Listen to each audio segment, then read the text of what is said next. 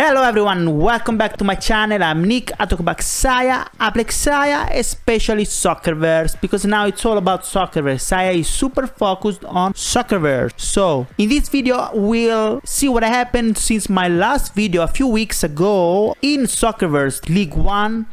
Who's on top, who is in the relegation zone, League 2A where my Napoli plays. We'll have a quick look at the transfer market, the usual recap soccer videos that you really like. And if you don't like, you're weird. You're weird ones, you should like it. Anyway, apart from the recap, we'll also have a look at a bit of an update on the Wonder Kids that I introduced you a few months ago. Do you remember Omari Hutchinson, former Arsenal Wonder Kid, now just transferred to Chelsea? Didn't go very well, but you'll see. And then Mohammed Kudus, huge talent from Ghana, very loved from the fans. He's doing very well, Mohammed Kudus. And then another update on Endrick Felipe, the Brazilian that is supposed to be the new Pelé, the new Romario, the new Bebeto.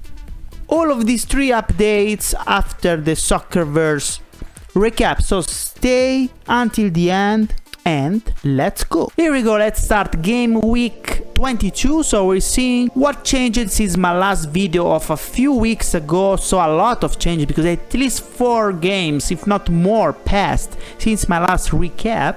So let's have a look at League 1. First, League 1. Let's go to matches, and here we go. This was Sunday the 12th of March for me. I'm in Australia. For you probably was Saturday, but let's also have a look at the other. Here we go, game week 20 of Thursday for me. Okay, Manchester City 2, Newcastle 1, Inter 0, Flamengo 2. By the way, we'll have a look after at Inter situation, which is a super disaster. It's a complete disaster, and I think I found why. I'll show you why. Inter is wow. You'll see what I mean. Anyway, Juventus 0, Sevilla 2, Chelsea, Real Madrid 2-2. That was a very good game, guys. Battle for the top. Atletico Madrid 0, Liverpool 1, Milan, Barça 3-3, Villarreal 1, Leicester City 3, Atalanta, Manchester United 0-2. Manchester United finally won, but still, yeah, I think Manchester United is in relegation zone despite this win. We'll see after. Anyway, Real Sociedad 0, Tottenham 2, and Olympiacos, Paris Saint-Germain 0-3. PSG doing very good. The Boris is doing pretty good. Let's have a look at the last match of yesterday. Oh my god, I already saw 12-0. Okay. Flamengo, Manchester City 2-3, Sevilla 12, Internazionale 0. I think I've never seen a result worse than this for a squad. Like 12 goals against 0. I think is the first time I see something like that. Pretty bad situation for Internazionale, incredible. Real Madrid, Juventus 1-1, Liverpool 2, Chelsea 3, Barça, Atletico Madrid 0-1, Leicester City 2, Milan 0, Manchester United, Villarreal drew 1-1, Tottenham, Atalanta 2-0 for Tottenham, PSG 1, Real Sociedad 3. Despite this loss, PSG is in a very good shape, guys. Newcastle United 3 and Olympiacos 2. Now let me show you what I mean by looking at the league. Here we go. As you can see, the battle for the top is pretty tight. You can see Manchester City by fake name, Real Madrid by Nipai. They share the same amount of points, 44 points. They're both first, except that Manchester City has a better goal difference. And then as you can see, the Boris managed to get the third position, only 1 point below the other two. And importantly, Chelsea by Phil Harvey is 6 points below this new top formed by, I would say 3, because only 1 point of difference is nothing. I would say this new top formed by 3 big bosses. Especially important, Manchester City, since my last video of more than 2 weeks ago, Manchester City rose from the 6th position. It was in the 6th position back then. Now it's in 1st position.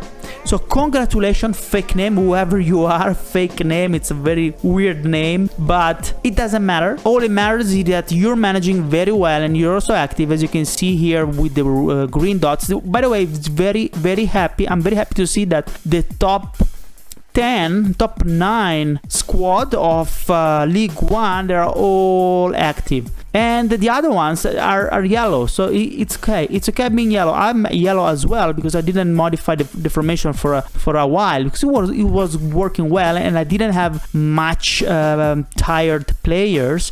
But as you can see, I'm happy to see that a lot of green. I see a lot of green here, a lot of active managers. So congratulations, everyone. This is what we want. Anyway, so Manchester City managed to shoot from the 6th position to the 1st position. Congratulations. And then there's another one. Another interesting thing to note is PSG, very good form. As you can see in the last, apart from the loss against Real Sociedad, 1, 2, 3, 4, 5 consecutive wins at least, as I can see from the recent form in here. So good stuff by Boris. But what is very interesting to note here, guys, is that since my last video, Internazionale, so Inter was first. He was on the top. As soon as I shot that video and I published it, Inter stopped winning. It actually started losing, I think, almost all the games. And look at that, look at where Inter is. Since he was first, now go down. Parsifal now in 14th position. Very bad situation. And why? Why is this happening? Let's have a look. Look at this loss. Let's have a look. Actually, you know what? We'll have a look after we finish to go for the recap. So you know what? Wait a second. First, let's look at the relegation zone of League 1 and then like League 2A, and then we focus on what happened to Internet. Don't go away. Alright, let's go down to the ladder to see the relegation zone. Relegation zone, unfortunately, didn't change much since my last video recap. Manchester United is still down in relegation zone, Flamengo still down in relegation zone, Olympiacos as well, and Villarreal as well. So probably it didn't change much. What it changed maybe is that there was a wider gap between... No, actually there wasn't a wider gap. It's pretty tight as well. As you can see, we have Flamengo and Newcastle with 20 points, and then Juventus 3 points above from the relegation zone. So pretty similar situation. Nothing has changed dramatically. Let's have a look then at League 2A. Let's go League 2A, where Napoli is. Yes. Here we go, League 2A. If you remember well, the title of my last recap was something about Espanyol against Leeds. Espanyol and Leeds. Because they were both on the top, both very strong in the form, and Espanyol was first. But what happened? Espanyol lost the head-to-head with Leeds. Aris dominated in the long run the challenge, the duel, the face-to-face with Espanyol. Espanyol couldn't make it anymore, and bam, it fell from the 1st position down to the 5th position. Professional luck. It happens. Shit happens even to the best ones. It's true.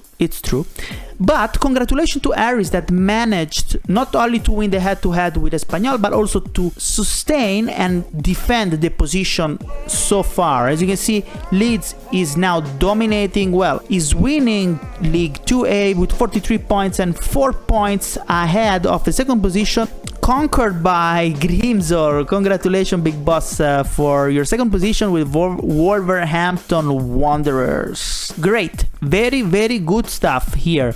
And then after the first two, we still have, as you can see, Atletico Club by Vexus not active, and Everton by Helldriver not active. So here the situation is a bit different than League 1. As you can see, I'm also considered in the middle, even though I just submitted my new tactics for the next game because I didn't change the formation much. Actually, I didn't change it. I didn't submit it because it was going well.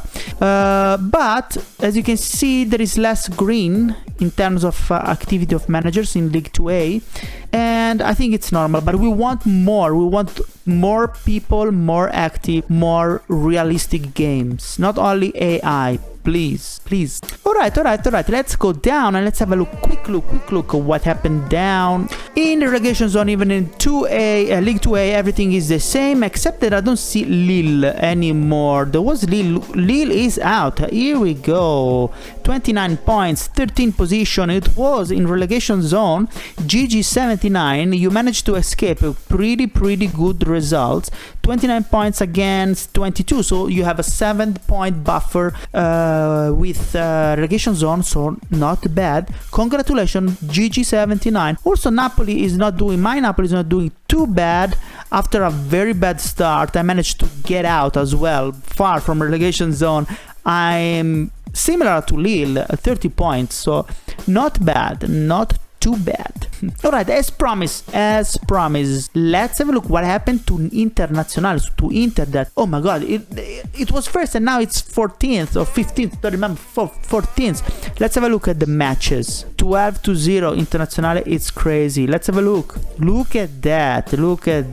So already the two big mistakes of Inter. If you know already a bit of the players, like Brozovic, here we go. The first one that I see here is Brozovic. Brozovic is being placed as a fullback, center fullback, even behind the line of the defender. I don't know in English how this position is named, but anyway, Brozovic, it's not there. This is not his position. It's totally out of position, actually. We'll have a look better. And you know what? We can actually look at the tactic of Internazionale by clicking on their information. Go to tactics. Here we go.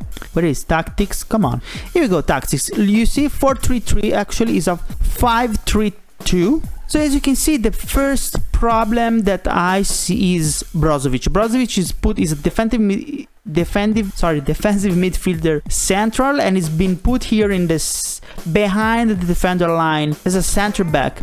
Actually, I don't know the name in English of this position, but it's definitely not where Brozovic should play. In fact, he's red. When he's red, a player in Soccerverse, meaning he's totally out of position, and so it's penalized badly. I do remember the rating, the minus that it has for this, but it's bad. You cannot play with it. You're already handicapped if you play with the Brozovic there. Not only that, as you can see, this one, Gozens, defensive midfielder left here, he should play at least left back or instead of Mkhitaryan, not in the center back here. This is already bad stuff. But the second very important thing that Inter is facing is the form, the condition of the players.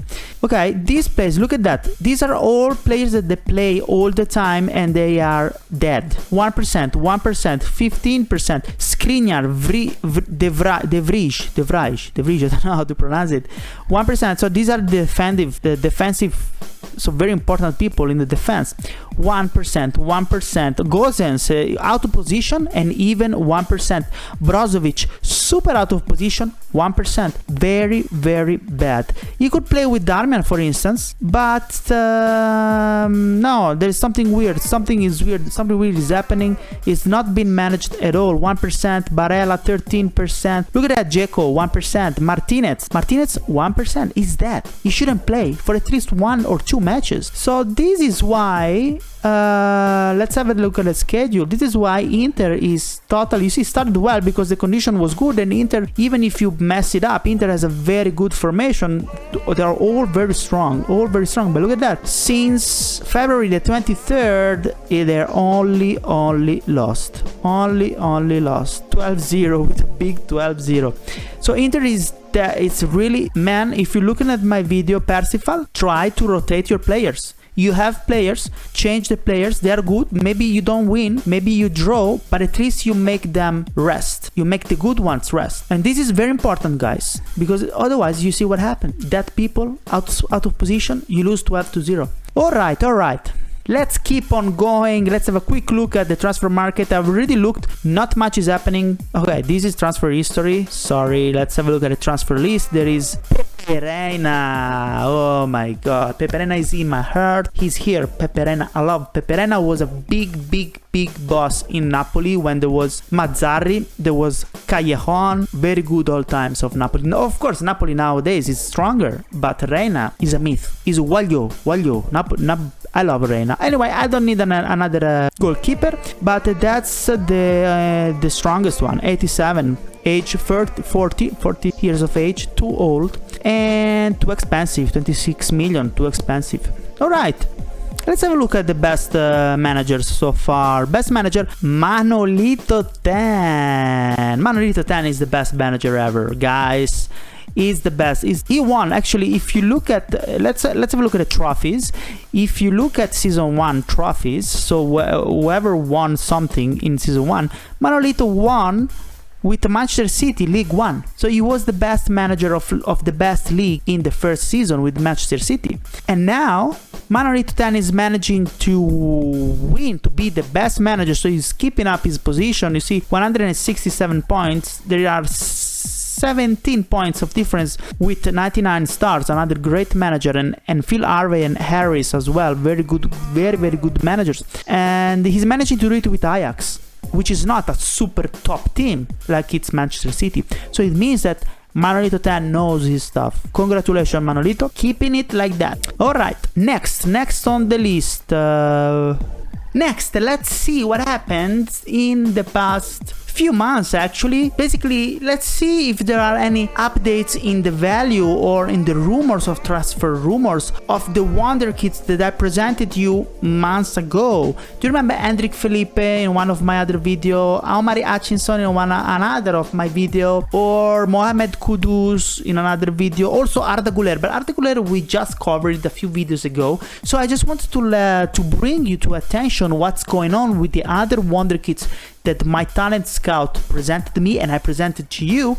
And be careful, guys. Subscribe if you want to know more about wonder kids that I've been keeping an eye on, because there are more. There are a lot more, and it's worthwhile to have a look, because if you know how to talent scout in Soccerverse, you can start honing your skills as a talent scout before the release of the actual game, so that you can buy shares of young people when they're super cheap, and then when they go to play for Real Madrid or Arsenal or Chelsea, like it's happening here, their value doubles or more. The share value as well will double if the rating increases, and nothing, you get more dividends and you own shares that are more valuable. So let's have a look what happened with the wonder kits that I presented you earlier, starting with Endrick Felipe. So here we go, Endrick Felipe transfer market in this website. Endrick Felipe is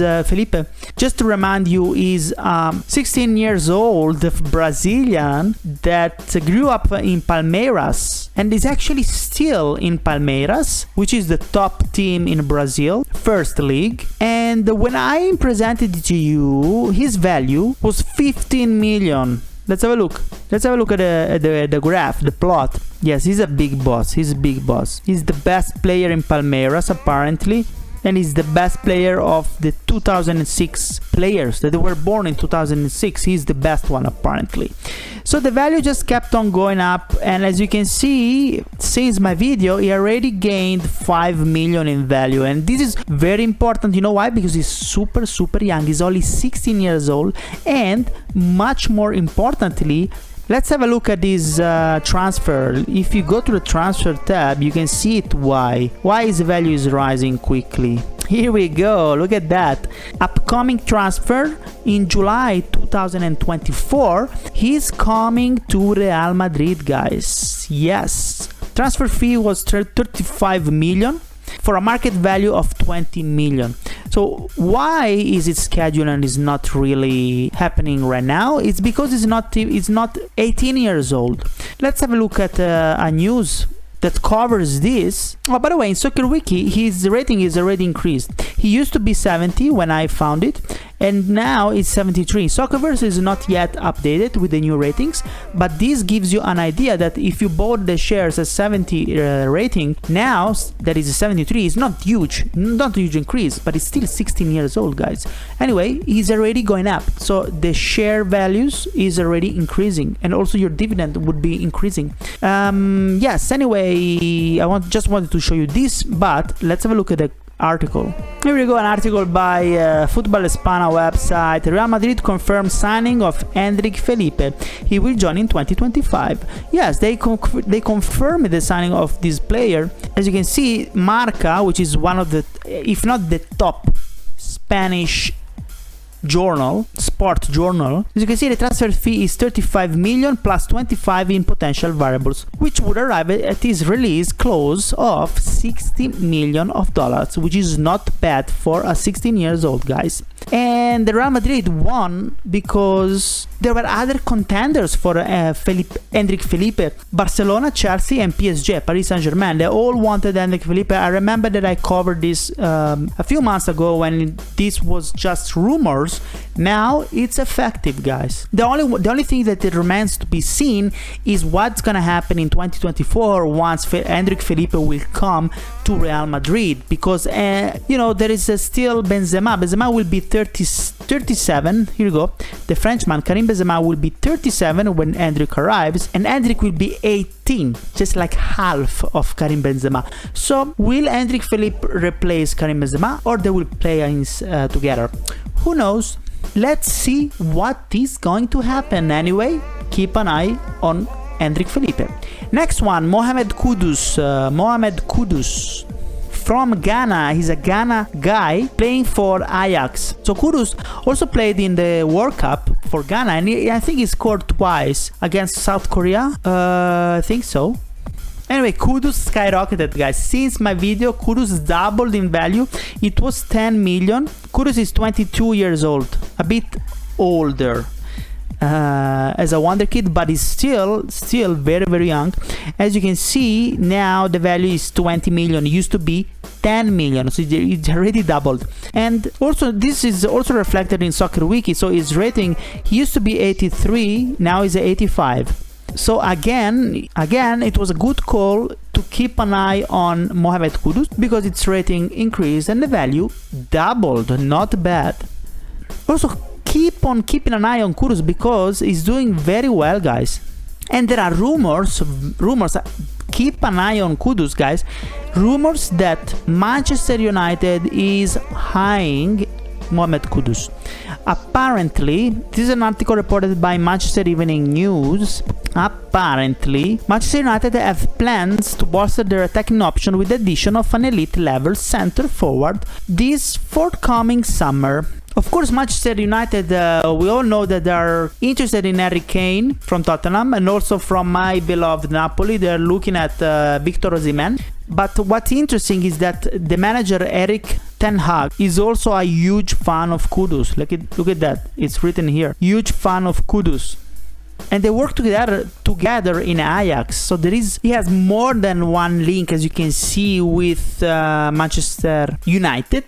So this is something to keep in mind for the future of Mohammed Kudus, who scored twice, like I was saying, yes, in the World Cup in Qatar, has scored 17 goals in 34 appearances for Ajax, as well as chipping in with 4 assists. So he's a good player. He's a very good player.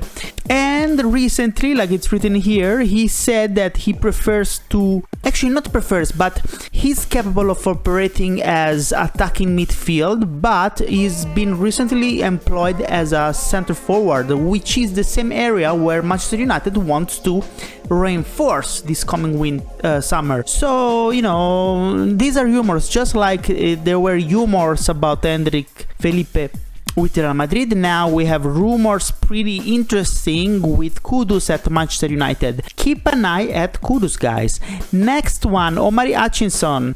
Omari Hutchinson is a 19 years old Jamaican British attacking midfield that is currently part of Chelsea under 21 team, but that's just a recent move because it's basically grown up in the rivals, so Arsenal young team. So that was a little bit of debated transfer of Omari Hutchinson from Arsenal to Chelsea, and actually, as you can see, the value is only 1 million for now.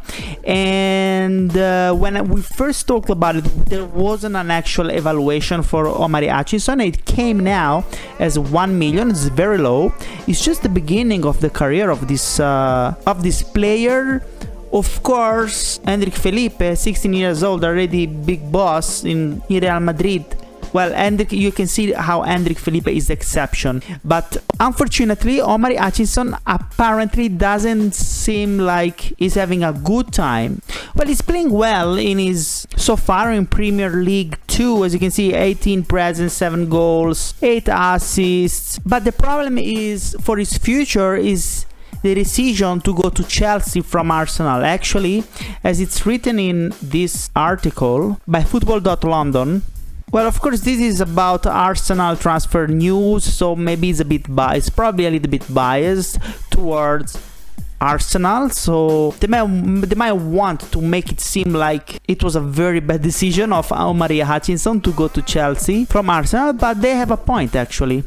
This is what they say: Omari Hutchinson should look back regretfully to Arsenal exit as Chelsea future looks blocked with flood of attacking additions with Tony Berthley not finished yet. It's true, as it's explained further down. Arsenal were frustrated to lose Omari Hutchinson in the summer. The player decided not to renew the contract in North London and instead make the switch to the West, which city rivals Chelsea. So since he moved to Chelsea, he already did the debut, as they write here. He already did the debut in the Chelsea senior team. He played 22 minutes against Manchester City when they lost 1-0. Apparently didn't leave much on the memory, meaning that he didn't play extremely well, nothing remarkable out of Omari Hutchinson performance.